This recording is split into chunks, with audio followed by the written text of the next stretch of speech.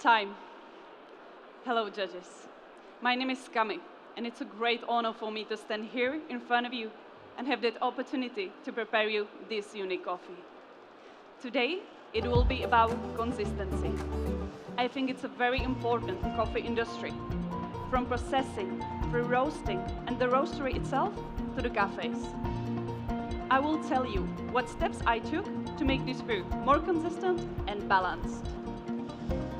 I'm using the coffee we're starting with as a roastery 13 years ago. It is geisha from this year's harvest from Finca Los Lajones in Panama by Graziano Cruz. Back then, it was naturally processed coffee, but more experimentation with fermentations began. Today, I'll be talking specifically about anaerobic fermentation. Graziano started with anaerobic fermentation about 5 years ago. In the beginning, it was very wild and irregular, but today the process is under more control with more consistency. But of course, it will never be 100%, because anaerobic coffees are by nature always inconsistent. Individual coffee beans are fermented in different intensities, even though they try to mix the cherries consciously in different ways. So this geisha is a combination of anaerobic and natural processing. Anaerobic processing mainly produces lactic fermentation, thanks to we can achieve more intense flavors, complexity, and creamy mouthfeel in cup. In order to achieve a greater consistency of my brew, I choose the new prototype of next level called Pulsar. I found out that the combination of valve and no bypass is perfect for me, so I can reach the maximum of this flavor potential coffee.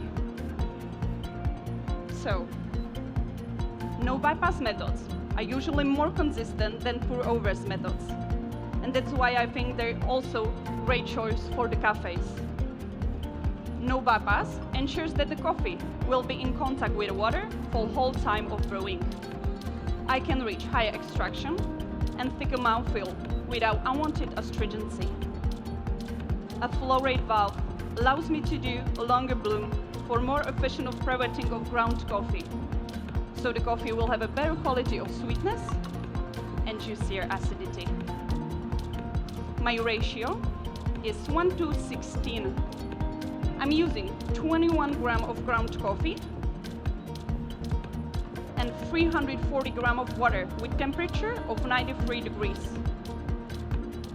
Water I'm using has 70 ppm of total dissolved solids with lower alkalinity of 10 ppm and 7.5 milligram per liter of magnesium, which is important for extracting flavors such as sweetness. So this water makes my coffee more vibrant. Total brew time is about 4 minutes and 30 seconds with TDS of 1.6% and 23% of extraction. I'm starting with 60 grams of water for my 1 minute pre-infusion. Then I'm pouring another 100 grams and open the valve. Next, I'm pouring another 100 grams and 80 grams every minute to my final 340.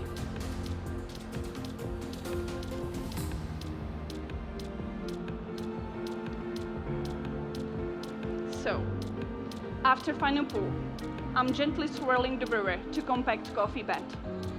I also decided to use WDT right after first pour. It helps me get all ground coffee saturated evenly, distribute the coffee well, and remove the apparent layers of trapped gases. And all these things lead to improved even extraction.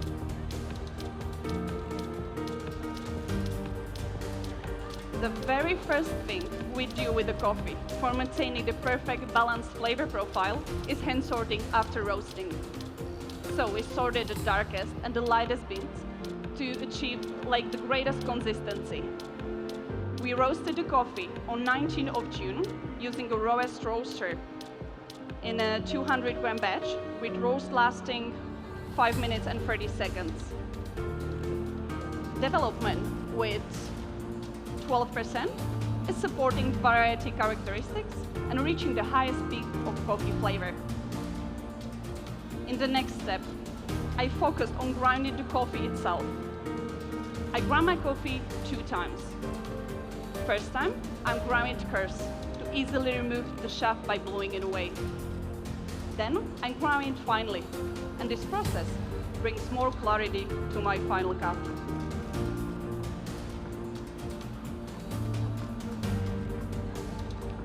Cherries of this coffee were put into plastic bags in plastic crates for 45 hours into the shade with temperature of 18 degrees Celsius. Shorter fermentation time and lower temperature will ensure more cleaner flavors of the coffee. After fermentation, cherries were moved on African beds for 35 days. They were in direct sun, approximately 7 hours a day, and then were covered by plastic sheets. And this combination of opening and closing African beds limits unwanted flavors of this processing. This bamboo cachalot is situated on the slopes of Volcan Barú in Boquete region and an altitude of 2,050 meters above sea level. Is the point where Pacific clouds or wind currents fighting Caribbean winds. And this condition is perfect for producing natural sun-dried coffees. So, all these things I mentioned here lead to consistency, which I think is important in specialty coffee for maintaining the quality. With this brew, I also wanted to achieve a balance between anaerobic fermentation and elegance of the coffee. Now, I'm going to tell you all my descriptors. In front of you is a paper with my descriptors and information of my coffee, so please feel free to keep it also after presentation. In aroma you will smell forest strawberries, dark chocolate, and black currant. When the coffee is hot, you will taste blueberry jam, black currant. When the coffee is warm, you will taste red currant and lyophilized raspberries. When the coffee is cold, you will taste fresh raspberries, stoned fruit, and also sweet lemon. Aftertaste is long-lasting with notes of dark chocolate and also raspberries. Acidity is phosphoric when the coffee is hot and warm and goes into citric when it's cold. Sweetness. When the coffee is hot and warm, it's very intense and complex with notes of dark chocolate and berries jam. And when the coffee is cold, the berries jam transforming into fresh berries. Mouthfeel is thick and creamy when the coffee is hot and goes slowly into the juicy when it's cold. Judges, thank you so much for your time we could spend here together. I hope you enjoyed this 10 minutes with me, my presentation, and the most, of course, with this coffee, which I will going to serve you now.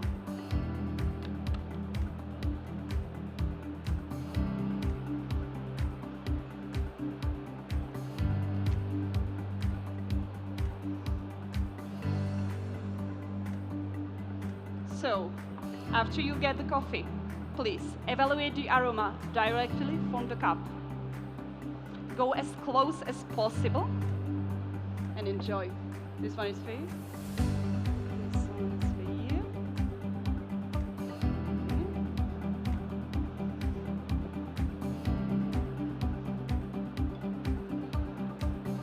one is for you. Enjoy, and that's my time.